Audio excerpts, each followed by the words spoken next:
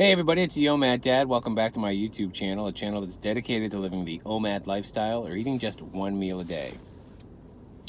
Well, today I have a kind of a short post, but I want to talk about 3 components of Omad wisdom that will set you up for a lifetime of success. So these 3 parts of what I call Omad wisdom, are knowing what you can control, knowing what you can only influence, and knowing what you can't control. And we're going to kind of start backwards and work our way forward. But so often, what people do is they put all of their time and effort into working on the things that they can't control, and they don't put as much effort into the things that they can control. And so you have an unbalance, and people become unsuccessful because they're trying to put all of their effort into doing something that they have absolutely no control over. So what do I mean by this? Okay, well, knowing what you can't control, okay, well, here's one thing. Your friends, your family, and your co-workers that offer you food. I'm sorry to tell you this, but even if you went around town wearing a nice big O on your shirt for Omad, people are still going to come up to you and offer you food. 99.9% of the people that do offer you food are not doing so maliciously. They're not doing so because they want to sabotage you. They're doing so to be nice and to be friendly. And that's why around this time of year so many people give up trying to lose weight, or they're not going to start a weight loss program, because there's temptation. And to me, that's kind of I think it's actually the best time to start, because at some point you're going to have to get used to people just offering you food, people at your work bringing in donuts, bringing in pizza, bringing in lunch for everybody, even though it's not your time to eat.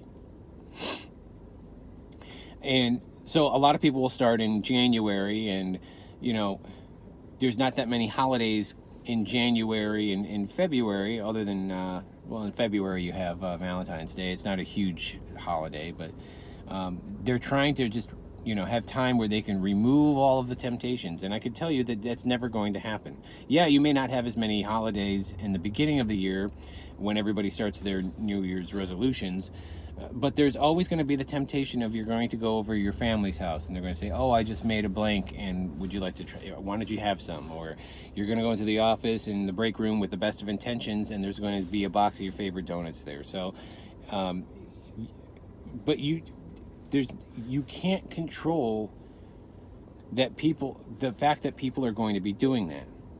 And so what you should do is you should expect it. You should expect that this sort of thing is going to be happening, that you're going to be tempted along the way on your Omad journey, or whatever weight loss plan you're doing. If you go in there expecting it, when it happens, you instantly recognize, oh, there it is, and you're not as triggered by it. Maybe a shock to some people. The outside stimulus that can be stressful, you can't control that. I mean, we are living probably in one of the most stressful times in modern history. Nobody knows what this pandemic is really going to do for anybody. A lot of people were stress buying, stress eating, putting on the COVID-19 pounds, as they say. There's always going to be some outside stress. The bottom line is that we're on this great big ball in the middle of the universe, going nowhere pretty fast for no particular reason. And it's stressful on this planet. It always has been. And yes, with newer technology and the modern conveniences of life that we have now, it's a little bit less stressful, but there's always going to be some stress in your life. And you're not going to be able to just block it out entirely or push it away. You have to expect that there's going to be some outside stressors in your life. So those are a few things that you can't control. Now let's talk about some things that you can influence. You can influence the scale. How do you influence the scale? By being consistent, by having a plan and sticking to it and not derailing from it. It is true that you can't control, to a certain degree, how much weight you're going to lose every single week. A lot of people make plans like that as well. They say, well, my goal is to lose 30 pounds by the end of the year, or whatever it happens to be. And you can do what you have to do to influence that, but to a certain degree, you're never going to be able to 100% control it.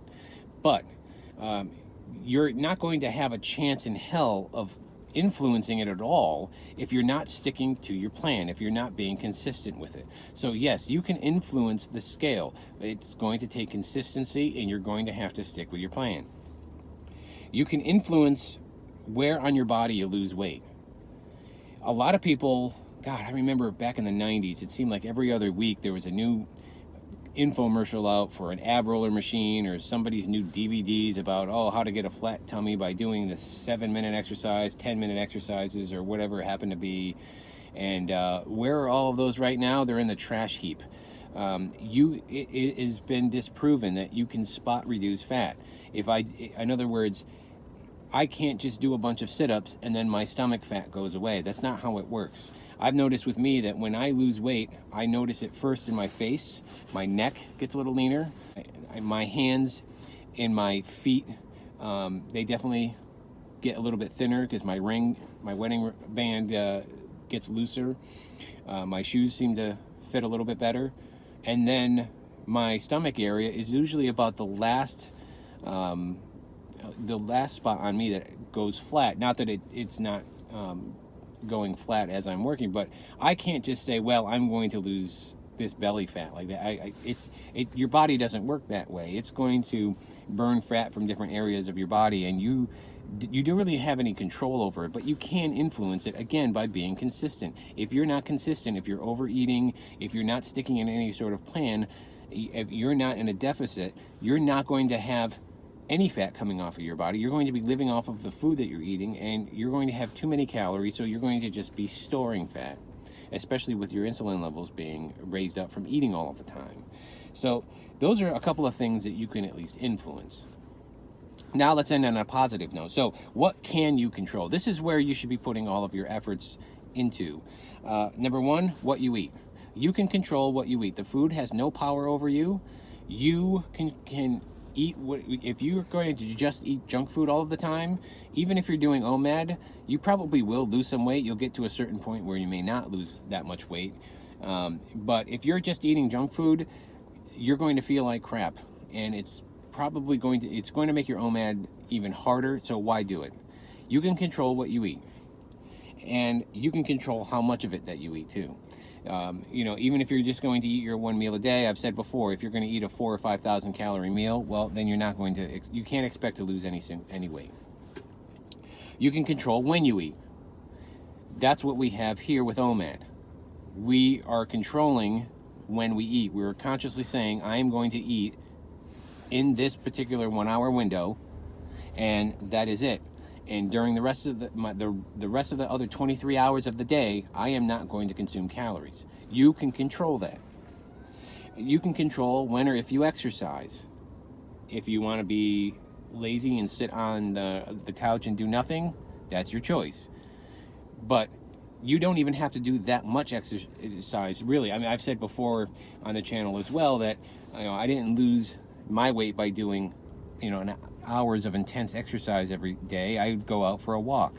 But going out for a walk, getting some movement, that doesn't take that much energy. You can control that. You can do that.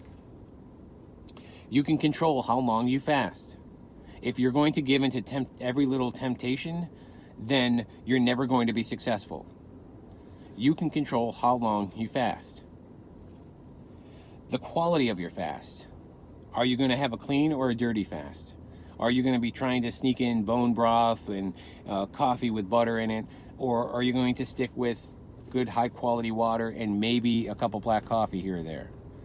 That choice is up to you. And then lastly, what time you get to sleep. Sleep is so very important, because if you don't get good sleep, you're going to wake up exhausted as hell. The next day, you're going to be dragging, and you're going to reach for stimulants. You're going to be hungry off the charts, and it's all around just bad news. Not to mention the stress levels that the cortisol increase from not sleeping, and how that's going to affect you. So that's a pretty good list of what you can control.